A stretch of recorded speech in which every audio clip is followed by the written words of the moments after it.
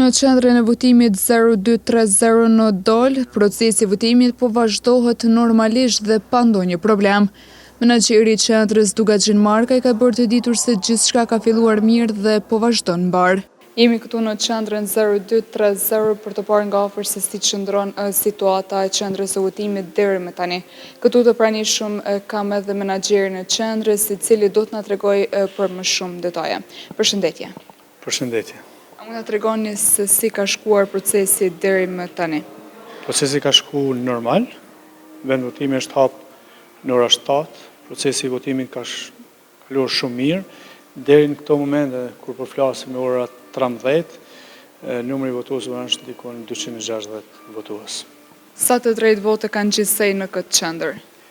Tash numri i votuesve është i madh duke përfshirë edhe ata të cilët janë në diasporë, prandaj këtu zakonisht numri i votuesve që dalin në votime është diku rreth 1000 votues. Procesi përmbahet në një atmosferë të qetë dhe me pjesëmarrje të rregullt të votuesve.